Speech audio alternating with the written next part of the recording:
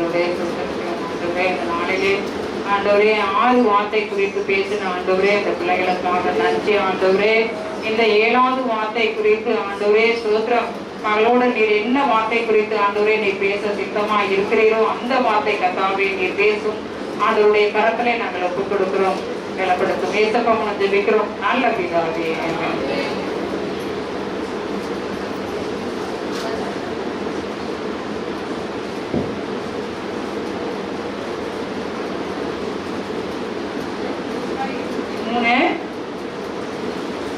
அதிகாரம்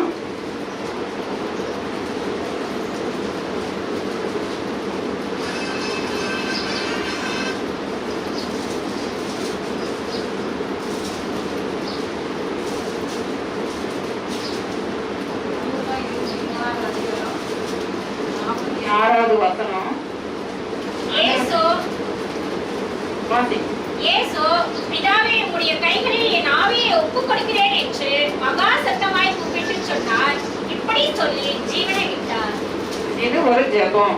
ஆண்டவர் ஜெபம் பண்ணிதான் ஆண்டவர் பிதாவுடைய கைகளிலே அவருடைய ஆவியை ஒப்புக் கொடுக்கிறார். அவருடைய சித்தத்தை நிறைவேற்றிட்டு அவருடைய கரங்களிலே அவருடைய ஆவியை ஒப்பு கொடுத்து ஜீவனை விட்டார். அப்போ அவருக்கு கீழ்ப்படிஞ்சுதான் எல்லாம் அவருடைய கரங்களிலே ஒப்பு கொடுத்தார். அவருக்கு ஒரு நாளும் அவரு சொன்ன வார்த்தைக்கு கீழ்ப்படியாத இல்லவே இல்லை. அப்போ எனக்கு ஒரு வார்த்தை கொடுத்தாங்க. கொடுக்கும் பொழுது அப்போ நான் கீழ்ப்படியவே இல்லை.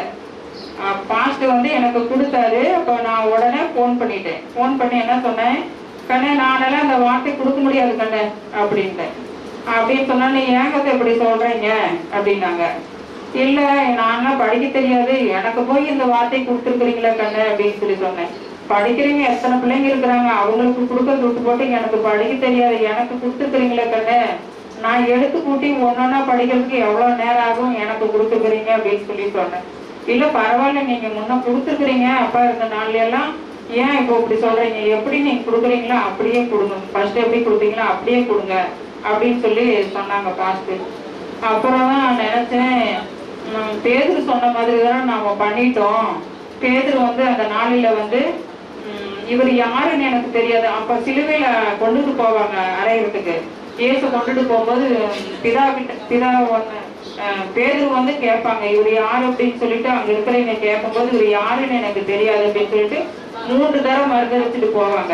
3 தரம் மறுதளிச்சுட்டு போய் அப்ப மனக்கசந்து அழுவோம். அப்பதான் நான் நினைச்சேன், பேதுரு மாதிரி தானே நாமளும் சொல்லிட்டோம்.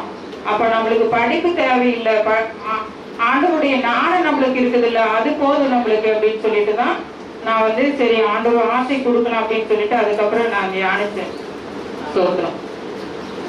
அப்போ ஆண்டுக்கு கீழ்படிஞ்சுதான் அந்த வார்த்தை அவருடைய கரங்களில அந்த ஆவி ஒப்பு கொடுக்கிறாரு. அது போல நாமளும் ஒவ்வொரு நாளும் ஆண்டவருடைய வார்த்தைக்கு கீழ்படிஞ்சுதான் நாம நடக்கணும். பிதாவுக்கு இயேசுவானவர் எப்படி கீழ்படிஞ்சாரோ அது போலதான் நாம இயேசுவுக்கு நாம கீழ்படிஞ்சு நடக்கணும். நாம ஒரு நாளும் கீழ்படிஞ்சு நடக்கிறதே இல்லை, ஏதோ அப்படி இருக்கிறோம். ஆனாலும் இனி ஆண்டவருடைய வருகை சமயமாக இருக்கிறது. ஒவ்வொரு நாளும் ஆண்டவருடைய வார்த்தைக்கு நாம கீழ்படிஞ்சுதான் நடக்கணும். அப்படி நடந்தா மட்டும்தான் பரலோக ராஜ்யம் நமக்கு சமயமா இருக்குது. இல்லைன்னா நமக்கு இல்லை. அப்புறம் பக்கத்து வீட்டுல எல்லாம் ஸ்தோத்திரம் ஏதோ போற வர அப்படின்னு சொல்லி கொள்ளாதபடிக்கு நாம உண்மையா நம்ம இயேசுக்கு உண்மையா நம்ம வாழணும்.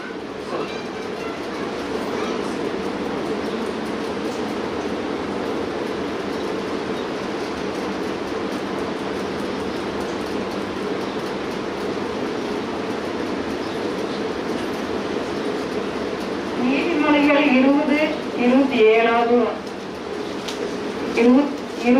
அதிகாரம் 27வது வசனத்தை ஒரு வாசிக்கலாம். மனுஷனுடைய ஆவி கர்த்தர் தந்த தீபமாய் இருக்கிறது, அது உள்ளத்தில் உள்ளவைகளை எல்லாம் ஆராய்ந்து பார்க்கும். மனுஷனுடைய ஆவி கர்த்தர் தந்த தீபமாய் இருக்கிறது.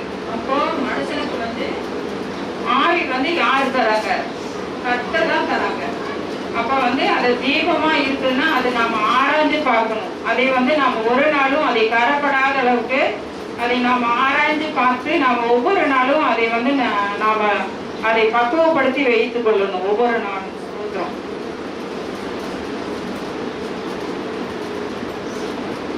எந்த ஒரு மனுஷனும் நம்மளுக்கு வந்து அந்த ஜீவனை வந்து நம்மளுக்கு கொடுக்கவே இல்லை. நம்மளுக்கு வந்து கர்த்தர் தான் கொடுத்தாரு அந்த ஜீவனை.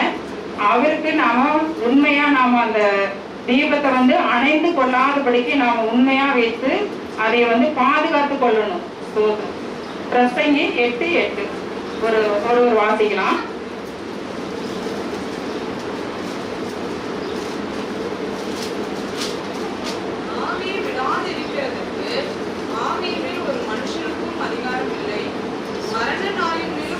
அதிகாரம் இல்லை, அந்த போருக்கு நீங்கி போவதும் இல்லை, துன்மார்க்கரை துன்மார்க்கம் விடுவிக்க மாட்டாது. ஆவி வந்து நாம வந்து விடுறதுக்கு, நம்ம இந்த மூச்சு வந்து நம்ம விடுறதுக்கு விடாது இருக்கிறதுக்கு நம்மளுக்கு எந்த ஒரு அதிகாரம் இல்லை. அது போல ஆவி விடாதிருக்கிறதுக்கு ஆவியின் மேல் ஒரு மனுஷனுக்கும் அதிகாரம் இல்லை, மரண நாளின் மேலும் அவனுக்கு அதிகாரம் இல்லை, அந்த போருக்கு நீங்கி போவதும் இல்லை, துன்மார்க்கரை துன்மார்க்கம் விடுவிக்க மாட்டாது. துன்மார்க்கம் வந்து துன்மார்க்கரை யாருமே விடுவிக்க முடியாது, தேவன் தான் வந்து விடுவிக்க முடியும்.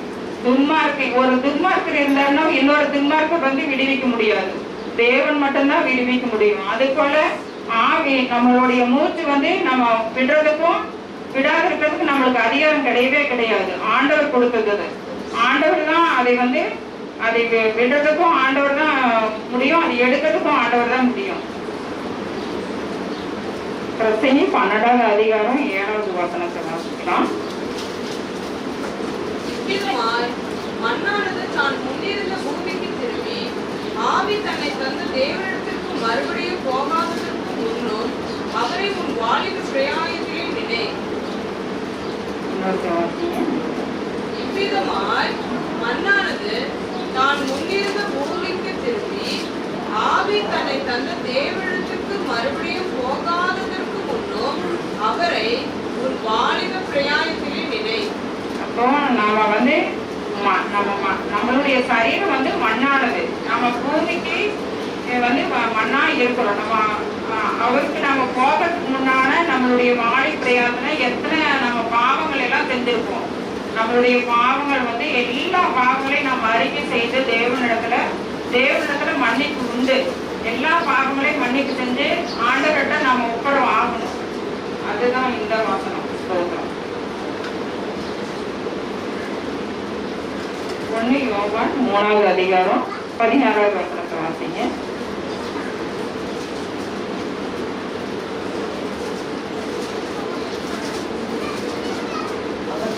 ஜீவனை நமக்காக கொடுத்ததினால்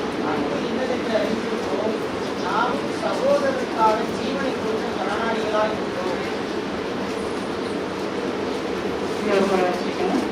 அவர் தம்முடைய ஜீவனை நமக்காக கொடுத்ததினால் அன்பு இன்னதென்று அறிந்திருக்கிறோம். நாமும் சகோதரருக்காக ஜீவனை கொடுக்க கடனாளிகளாய் இருக்கிறோம். அவரு நம்மளுக்கு வந்து நம்மளுக்கு சிலுவையில் அடைஞ்சு நம்மளுக்கு அன்பு கொடுக்கலன்னா நம்மளுக்கு அன்பு என்னதென்று நாம் அறிஞ்சிருக்கவே மாட்டோம். ஒருவருக்கொருவர் அன்பு என்னன்னே தெரிஞ்சிருக்காது. அவர் வந்து நம்மளுக்கு ஜீவனை கொடுத்திருக்கிறாரு, அவர் வந்து நம்மளுக்கு ரட்சிப்பு கொடுத்திருக்கிறாரு. அதனாலதான் நம்மளுக்கு வந்து அன்பு என்னன்னு தெரிஞ்சிருக்குது, உலகத்துக்கு என்னன்னு தெரியப்படுத்திட்டு போயிருக்கிறாரு. அப்ப நம்ம சகோதரர்களுக்கு நம்ம அன்பு நம்ம கொடுக்கணும், சகோதரிகளுக்கும் அன்பு கொடுக்கணும். அப்ப சுவிசேஷத்திற்கு நாம வந்து ஸ்தோத்திரம், ஒரு இடத்துக்கு நம்ம போறோம்னா சுவிசேஷத்திற்கு, அப்ப சகோதரருக்கு அன்பு கொடுக்கணும்னு சொன்னா நம்ம சுவிசேஷத்துக்கு போறதுன்னு தான் இருக்கும். அப்ப சுவிசேஷத்துக்கு போகிற இடத்துக்கு நம்மளுக்கு பல பாடுகள் வரலாம். அந்த பாடுகள் மத்தியிலையும் கூட நாம வந்து பயந்துட்டோம். ஸ்தோத்திரம், தேவனுடைய நாமத்தை தான் சொல்றதுக்கு நாம போறோமா வெளியே, நம்ம மனுஷனுடைய நாமத்தை சொல்றதுக்கு நாம போகல, தேவனுடைய நாமத்தை சொல்றதுக்கு போறோம். எத்தனை பாடுகள் வந்தாலும் அந்த இடத்துல ரத்த சாட்சியா மறிக்கிறதுக்கு கூட நம்ம ஆயத்தமா தான் போகணும். அப்ப சகோதரனுக்கு ஸ்தோத்திரம் ஜீவனை கொடுன்னு சொல்லி ஆண்டவர் சொல்லி இருக்கிறாங்கன்னா, அப்ப நாம நம்மளுடைய ஜீவனை கூட அந்த இடத்துக்கு இழக்கிறதுக்கு தயாரா தான் இருக்கணும். அந்த ஜீவன் அந்த இடத்துல போகுதுன்னு சொன்னா அந்த நிமிஷமே வந்து அந்த ஜீவன் போகுதுன்னா அந்த ஜீவன் எந்த இடத்துல போகுது, தேவனிடத்துக்கு தான் போகும். நம்மளுக்கு ஜீவன் போகுதுன்னா தேவனிடத்துக்கு தான் போகும். அதை நம்ம சந்தோஷமா அந்த ஜீவனை விடணும். தேவனுக்கு சாட்சியாக நம்ம மறிக்கணும், ரத்த சாட்சியாக மறிக்கணும் அந்த இடத்துல. அவன் ஊழியம் வந்து நம்ம செஞ்சே ஆகணும், கட்டாயமா ஊழியம் செஞ்சே ஆகணும். நாம ஏதோ சாப்பிட்டோம், வேலைக்கு போனோம், நாம தின்னோம் தூங்கணும் அப்படின்னு சொல்லிட்டெல்லாம் இருக்கவே கூடாது.